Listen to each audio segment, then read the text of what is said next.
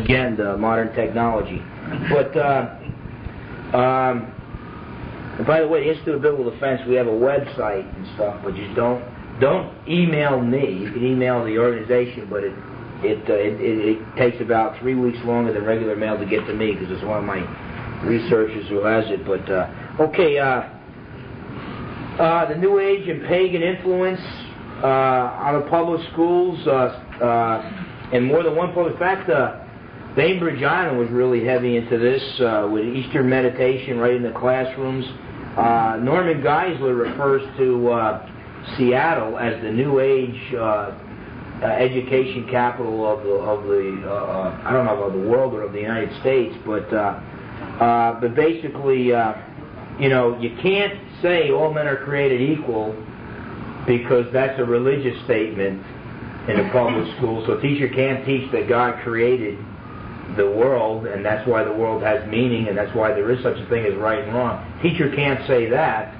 But if he wants to lead the kids in either Hindu meditation or transcendental meditation, or if he wants to have a Native American get together and that type of thing, as long as they keep the peyote out or whatever, I guess they can get away with it. But there's a big emphasis. There's a big emphasis on any kind of religion that either deifies the earth or worships the earth in one way or another. Okay? And I think this is all part of an agenda. Even guys like Mikhail Gorbachev are talking about how we need to get people to worship the earth or we're going to pollute this planet and kill all of us. So I think it's just it's kind of the newer way for the dictators to control us. And and as Christians, we should be faithful stewards of the earth. At the same time, if we were really faithful stewards, if the populated as densely as New York, you can fit all the world's population in 1/3 of the state of Texas. So the problem is not that this world is overpopulated. The problem is we have not been faithful stewards. I mean, if you want to worship false gods and build your society upon them, then yeah, and not apply biblical principles in your life, then yeah, you are going to have to move your culture or your tribe every 40 years because you turn your land into a wasteland. If you apply biblical principles and you're a faithful steward and you accept the things that God has given us as a gift from Him, then you're going to find prosperity in a nation as a general statement. Deuteronomy 28 brings that out.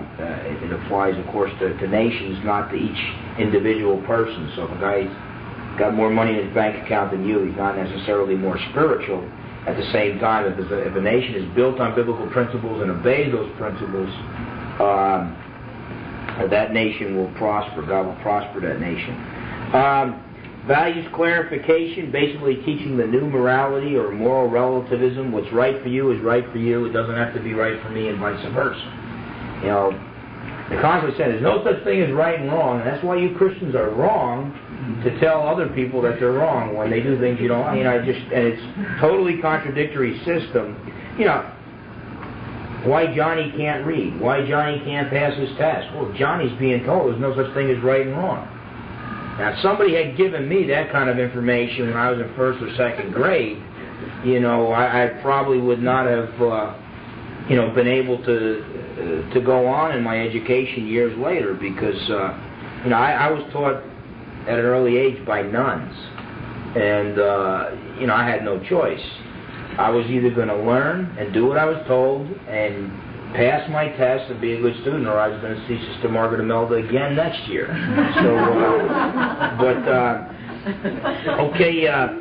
Basically, the state of public education today is training children to be global citizens.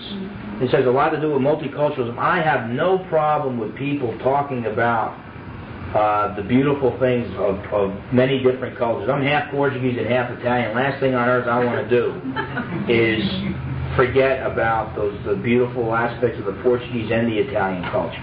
Okay? At the same time, there are also bad aspects to each culture, and we shouldn't ignore that. But what's happening is this is becoming very divisive because it slanders Christianity and Western culture because of Christianity's influence on Western culture and the Founding Fathers.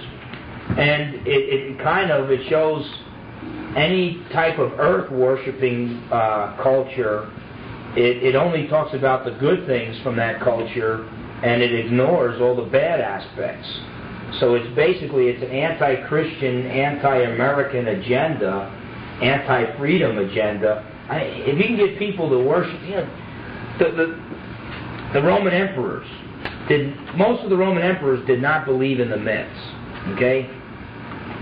But they acknowledged if we can get the people to believe in the myths, then it'll be easier for us to suppress their rights, and they'll willingly obey their dictator if we add this religious element to it. And I think that's what's going on today. But whatever the case, some important questions that I think we could answer now from the study.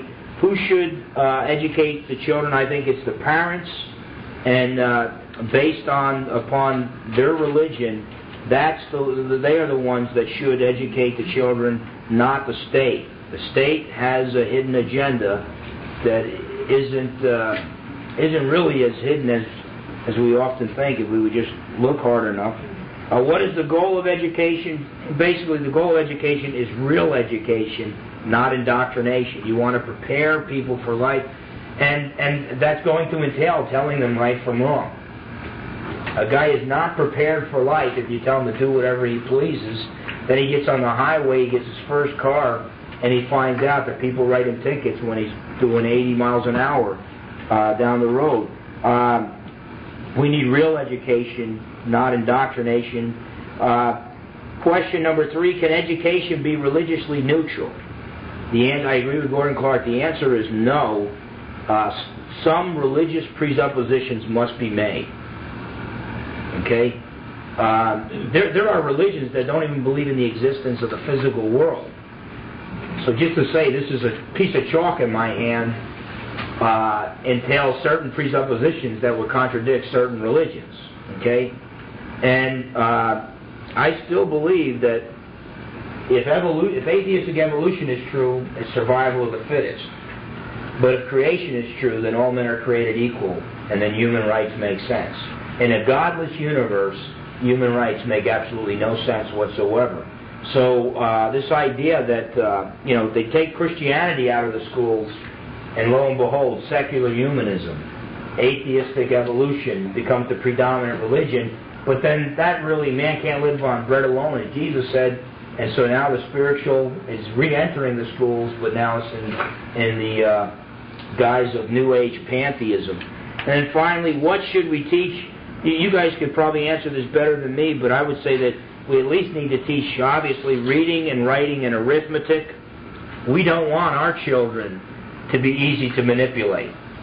Michael New, by the way, was homeschooled. He was one of the few military guys who realized when he took an oath to defend the Constitution of the United States, not the UN Charter. Okay? So, this kid, the reason why he was taught about the Constitution, the reason why he knew what it was he was swearing an oath to, was because he was homeschooled, because he wasn't going to get that kind of an education from the state. But we don't want our kids to be manipulated. We don't want our kids to be slaves. I tell you, maybe the Soviet Union, maybe if I lived in the old Soviet Union and I lived in Russia, maybe I wouldn't care too much. But I had a taste of this thing, just a little taste in my mouth. I was born in 1960, so a lot of it was gone, but I had a little bit of taste in my mouth of this thing called freedom.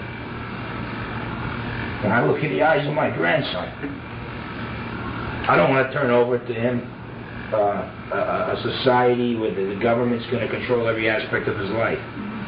Our founding fathers bled for that freedom. Some of our own fathers and grandfathers bled for that freedom. And freedom isn't free; it comes at a cost. You got to shed blood to get freedom. But what we won during wartime, we're just giving it away during peacetime. And the reason is because America is being systematically dumbed down.